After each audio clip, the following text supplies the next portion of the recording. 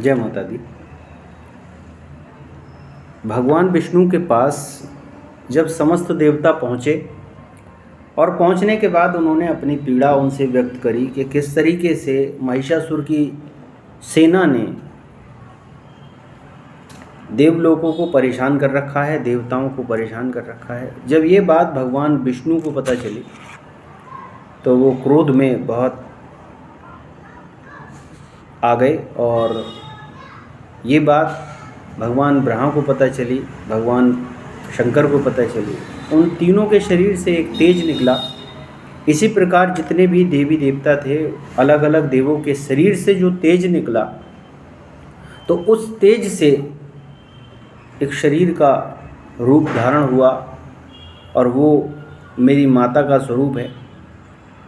और माँ ब्रह्मचारिणी के इस दिव्य स्वरूप में माता ने जितने भी देवी देवता थे, हर व्यक्ति ने जो जो उनके पास सिद्धियां थीं, मालाएं थीं, पुष्प थे, अस्त्र थे, शस्त्र थे, जितनी भी चीज़ें थीं वो सारी चीज़ें माता को समर्पित करी।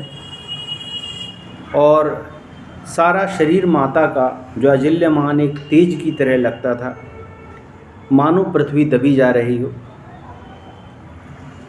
ये सारे तेज से जितने भी लोग थे उन्होंने अपने दिव्य आभूषण, वस्त्र, जो भी चीज़ें वो समर्पित करने की थी वो माता को दी। और माता ने वो सारी चीज़ों को समर्पित करने के बाद अपने शरीर के उस दिव्य तेज से महिषासुर की सेना का जब वध करना शुरू किया है तो क्षण भर में लाशों का ढेर लग गया था। कई किलोमीटर तक तो लाशें ही लाशें थीं, कई किलोमीटर तो रक्त का प्रवाह था। अर्थात जब भी इस समाज में, इस देश में बुराई का घड़ा भर जाता है तो अच्छाई किसी न किसी स्वरूप में आ जाती है। और आप यकीन मानिए कि अगर आपके साथ में कोई बुरा समय चल रहा है तो बुरा समय भी उस व्यक्ति पे आता है, संघर्ष भी उस व्यक्ति को मिलता है जो सहने में काबिल है।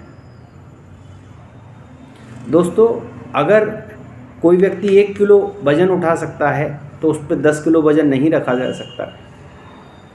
इसी प्रकार ईश्वर से जो व्यक्ति लगाव रखता है, यानी भक्ति रानी से जो व्यक्ति लगाव रखता है, तो भक्ति माता के 2 पुत्र हैं, एक का नाम है ज्ञान और दूसरे का नाम है वैराग्य। तो जो भी व्यक्ति भक्ति रानी के इन दोनों स्वरूपों को एक्सेप्ट करता है, स्वीकार करता है, यानी भक्ति में होके ज्ञान लेता है, वैरागी हो जाता है, निसंदेह जो भी वो आराधना कर रहा है, जो भी वो पूजन कर रहा है, जो भी वो क्रिया कर रहा है, वो उसको प्राप्त होगी। तो हरि अनंत, हरि कथा अनंता। ईश्वर अनेक होते हुए भी एक है और अपनी कृपा का पात्र आपको बनाने के लिए